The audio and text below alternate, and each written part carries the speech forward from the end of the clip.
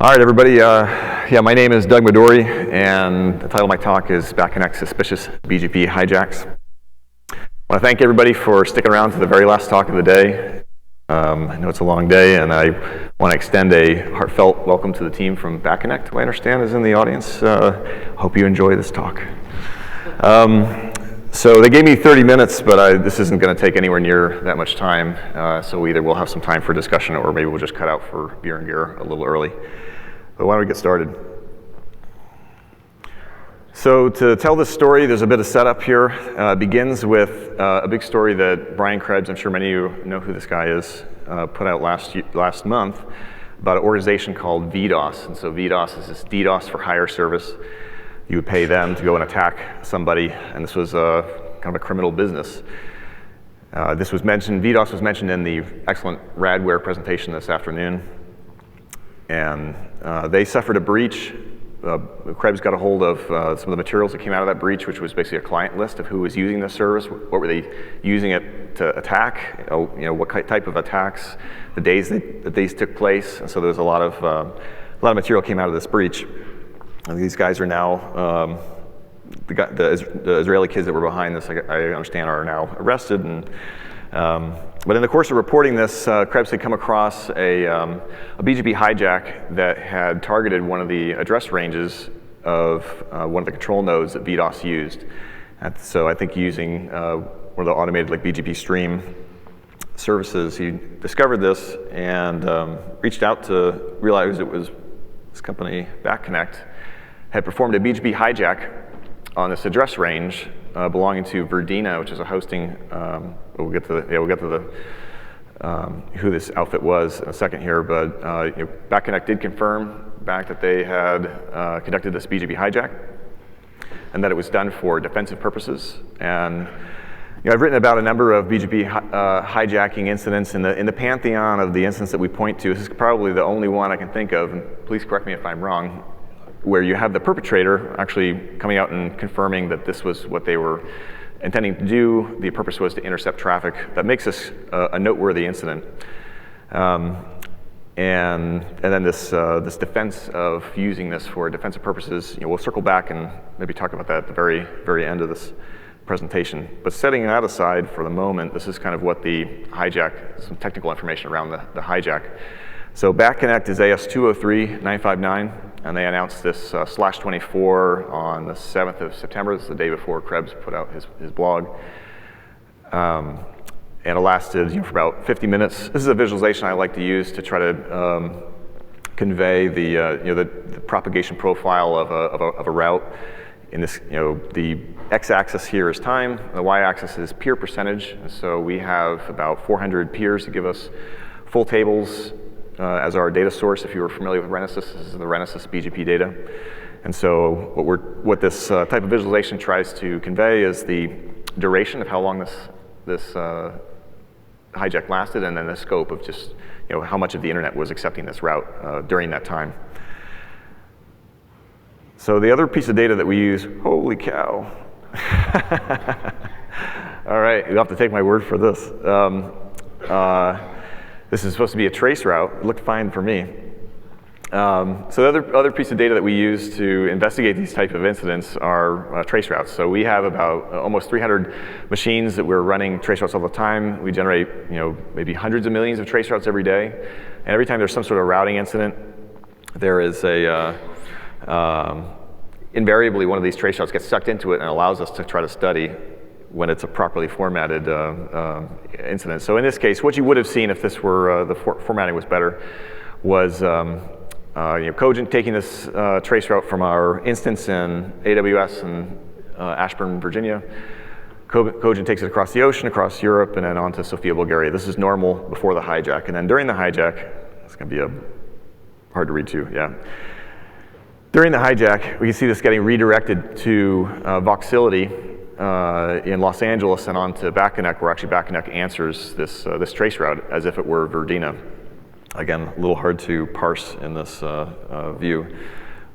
But we'll see a lot more of Voxility in this talk because my understanding is that the DDoS service that BackConnect was offering was essentially a reselling of Voxility's DDoS service, and so routing-wise, they just always appear downstream of Voxility over the course of this analysis. All right, so let's see. Yeah, so around this time, Brian Krebs reached out to me. He and I have talked about routing security issues in the past, and so we teamed up to look into this. It turned out that there may have been other incidents in the past year that were worthy of further investigation. And so he and I went through a couple dozen of these hijacks involving AS203-959, and so we both published blogs about at the same time. Mine is more of a technical analysis that we'll see in this talk today. His is a little more of his gumshoe reporting that he does and is known for. So this was his side of it. I recommend taking a look at what he wrote. That is, if you can access the website and it's not getting taken out by some record-breaking DDoS attack. So here are some highlights of the analysis that we did. So we'll start with this one. This is a BGP hijack. Oops, involving Staminus.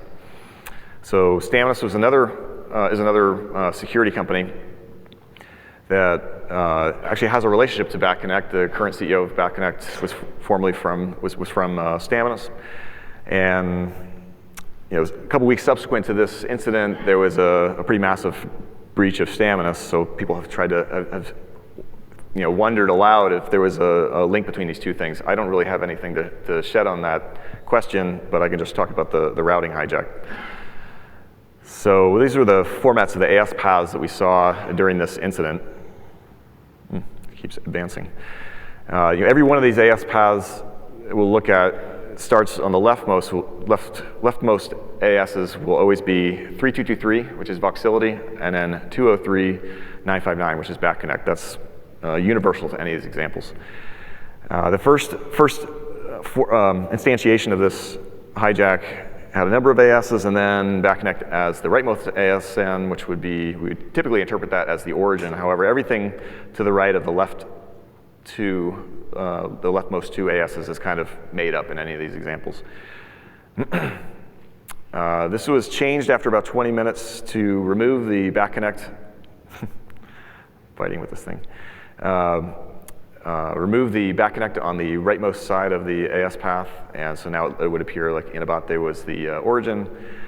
In the end, all these ASs in most of the path are just added there, perhaps to cover tracks. It all ends up going through BackConnect to Voxility. This goes away for about 20 minutes, and then it comes back in a new form, a form we'll see on the next slide. So this new format has Staminus as ostensibly the origin, even though it wasn't, and it's going through two ASs that appear to be, the first one is 3257, this is GTT, the next one is, I believe, a typo of Telia, so it's supposed to be 1299, they typoed it as 1229, and so these are the two transit providers that Staminus was using at the time, and I suspect this was manufactured to try to make it look like perhaps a naturally occurring AS path.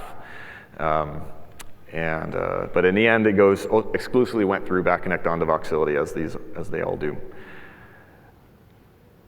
This next incident was a hijack of a GhostNet route. The big block here was most of the time it was announced by BackConnect itself. This thing is advancing on its own.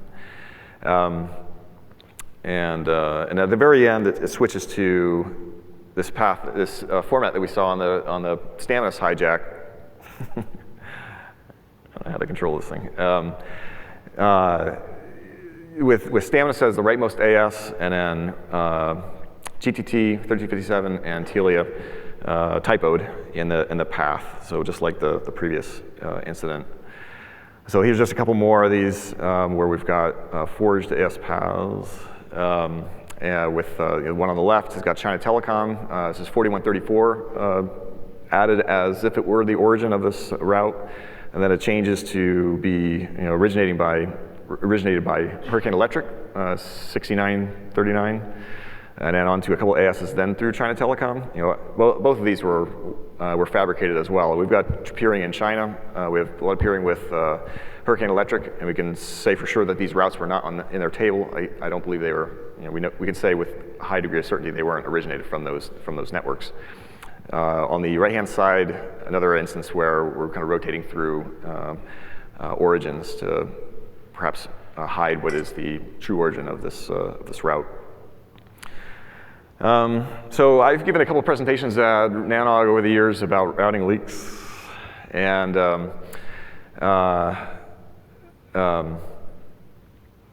they happen nearly every day. The vast majority of these are really not very noteworthy, and I just add this one into this analysis because we've got a company here that has admitted to using BGP to a hijack to intercept traffic. So on May 28th, they experienced a routing leak where about 13,000 routes were leaked through. They weren't the origin, but they were leaked through BackConnect onto Voxility. And I mentioned all those hundreds of millions of trace routes earlier, and we had many thousands of trace routes that were redirected then on through Voxility and to BackConnect en route to their final destination. And these are three visualizations of just a couple of examples of Priceline, GoDaddy, TalkTalk, it's a UK mobile provider of routes that got sucked in through this routing leak. I don't have that much more to say that this happened, and we can say with some certainty that traffic was redirected through these guys.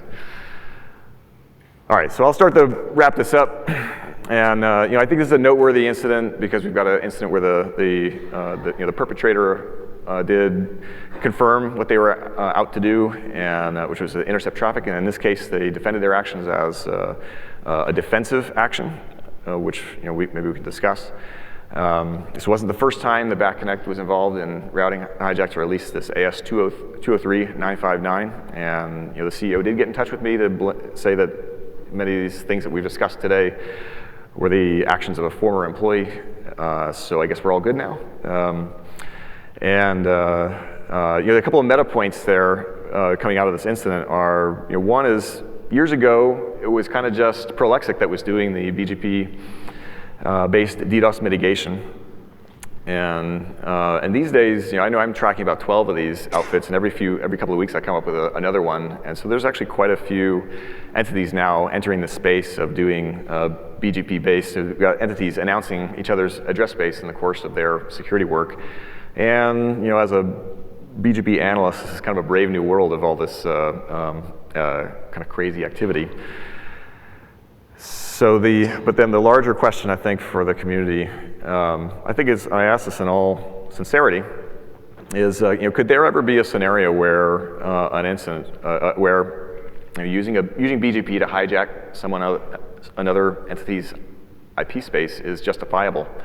There's a lot of bad actors out there, and there are sometimes very hard to affect them. And so, whether law enforcement's involved, that's kind of one scenario. If law enforcement's not involved, is this a tool at your disposal? And like I said, I pose this. It's a question worthy of pondering. And the epilogue to this was after we put out our blog posts. That was when all this massive DDoS attacks started showing up. So we've got that now to grapple with as well. All right. So that's all I had. Maybe I'll back it up here, and I'll take any questions if somebody's got some.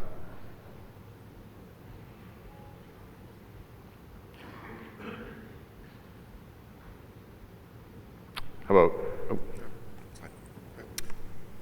Thanks very much for your presentation. I think a few people will have a few things to say that I don't need to say, but I'll add. Oh, sorry, John Christoph at DePaul University.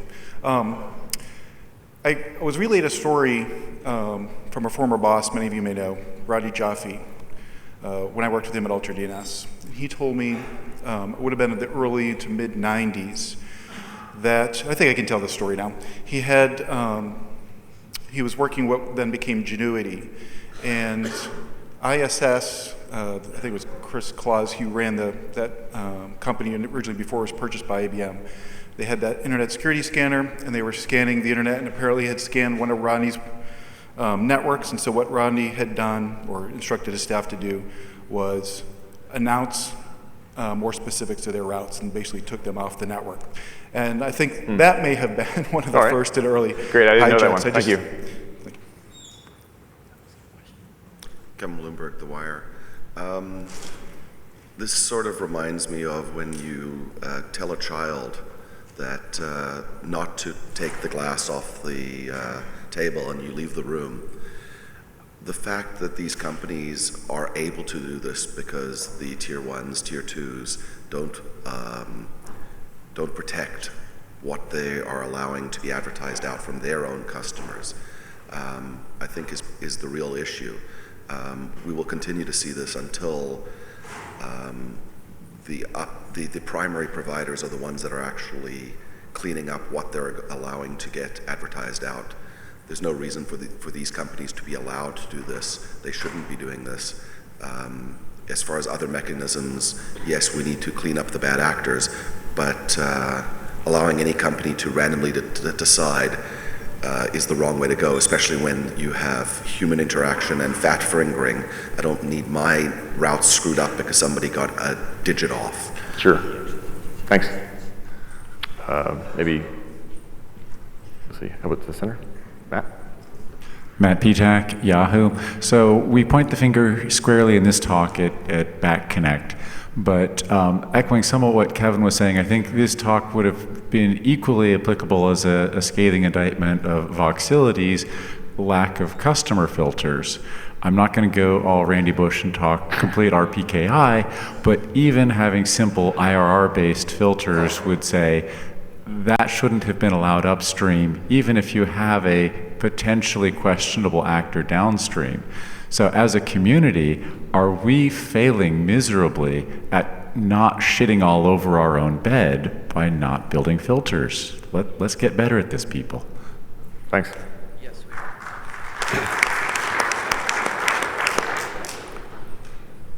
How about over? Joe Provo, Google.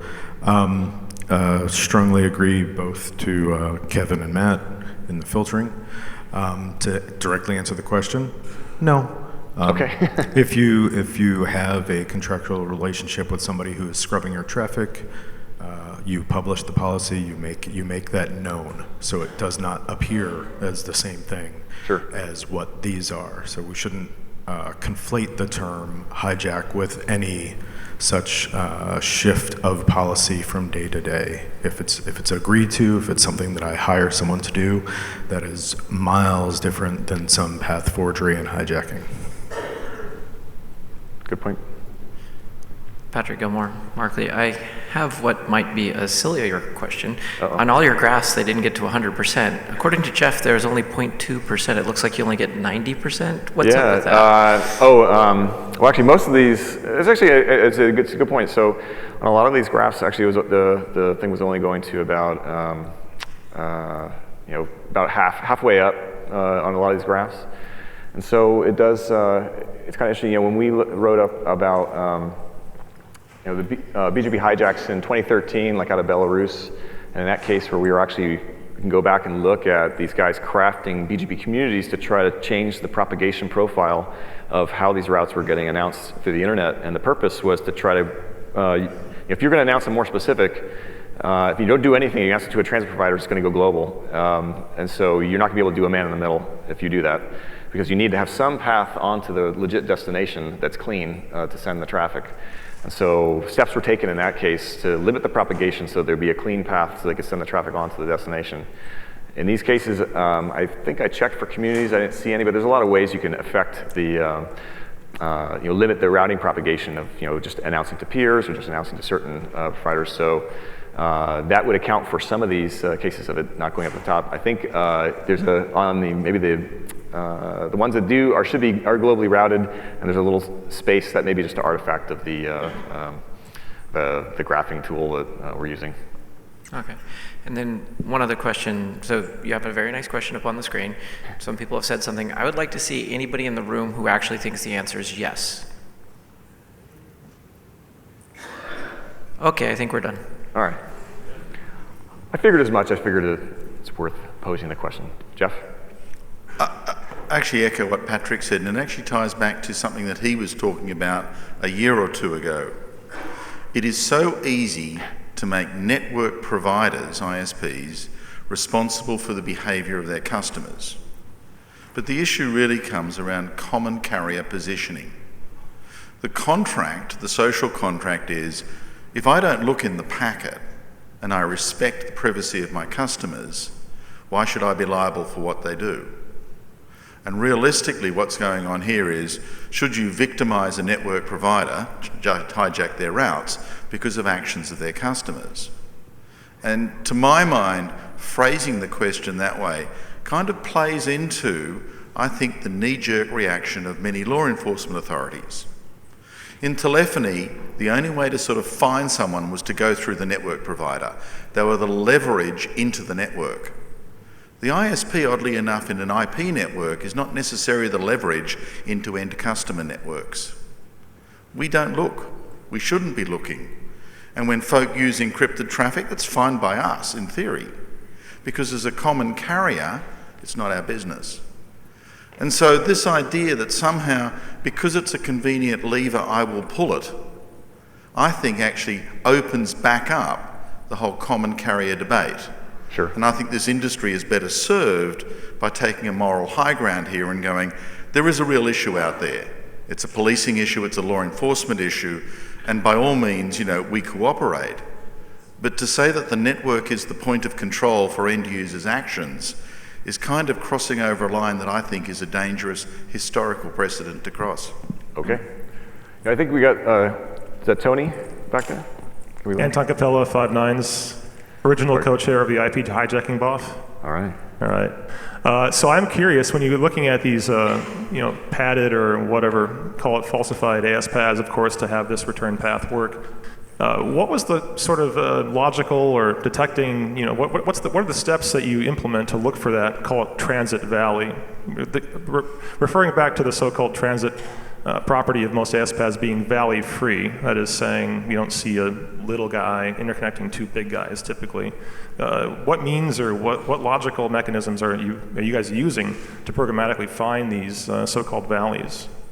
Let's see.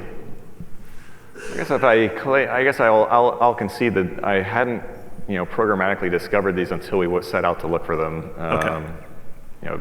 But to give you an inside peek into how these were discovered, it didn't take long of looking into the routing to figure out that everything they sent was exclusively sent through Voxility.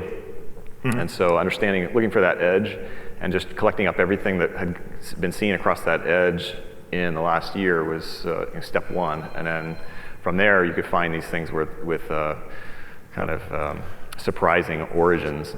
And to your question, I don't think it's justifiable at all. But I would like to see, what I think is justifiable is a rapid detection mechanism that we kind of had from Renesys. I think it went to die somewhere in Dyn, to look for these valleys and announce some patterns globally, which are a pretty good signal then for what we suspect to be an illegitimate route. I would love to see that rapidly deployed ahead of anything else that we talked about, really anything in the last 10 years. Thank you. All right, thanks. Matt Petak from Yahoo. I just want to correct my esteemed colleague, Mr. Houston. This is not a question of data plane inspection, and your point is very nice when it comes to data plane traffic. For the immediate upstream ISP, however, you explicitly have to configure a BGP neighbor for your downstream customer to send control plane messages to you. This is not something where you are blindly just closing your eyes and saying, is traffic coming through? I don't know. This is an active step that you have to take when you sign up a downstream customer on your network. Filtering at that point is not a matter of inspecting their data plane traffic. It is a matter of correctly configuring the control plane. And I would respectfully say that bringing the common carrier piece in is a red herring on the issue. If you sell service to a downstream customer and you are configuring a BGP session on your router, at the point you are configuring that BGP session, is it incumbent upon you to make sure you are filtering them correctly. You don't have to look at their data plane traffic, but control plane, please keep it clean. Thank you. Connecticut K of Farsight Security. I want to add a +1 exactly to what Matt was saying. And if those of you that are not familiar with BGP filtering, Google Philip Smith, BGP router fundamentals, and I'm sure you're going to see some configuration examples. Just put in your ASs and the routes that are yours. All right, thanks. So, Did you want a second? Yeah. Go ahead. So +5 to what Matt Hijacks said. This is really not a common carrier issue, and I really don't actually, I would never want it to be conflated that way. I've got a question for everybody here. We've talked about BCP 38 for many years, and there are providers that will come up to the mic and say, no, it can't be done. But I've never heard a provider come up and say, IRR filtering is fundamentally impossible for me to do on my network, or route filtering is fundamentally impossible for me to do on my network. So that is a time issue, but BCP 38 was a complex, there were some real reasons why the larger providers couldn't do it, and I'm really disappointed continually with the hijacking that goes on because of bad filters. My question is, as a community, take it next step, should we be filtering the ASs that are pulling this garbage and not even accepting their routes in the first place? If they're not going to give us consistently good routes, should we trust their routes at all? How would that go about, if I could ask the question? Yeah, is there sincerely, how would... You've mentioned 12 companies that are doing this at this point. Something like that, yeah. Yeah. If they're not doing it in a consistently legitimate way, because we don't always know if they were hijacked or if they were given permission but it wasn't documented. Definitely. So at some point, when these companies get called out, should their ASs be filtered?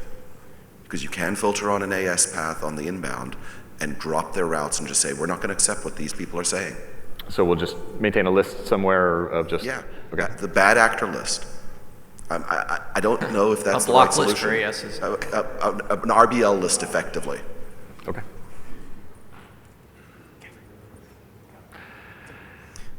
Gustavo Arzola with Domain Tools. I think this is a customer service issue in some sense. It's not just a provider issue. I'm multi-homed, and I'm just a customer in a sense, but I don't want to be on the front page of any of the news feeds saying that I advertised Google's routes and blew up my links. And as a customer, I don't want you to make it easy for me to advertise Google's AS numbers or Google's routes or anything. And so there's another piece to this, which is customers don't want to be making mistakes that are easy to make.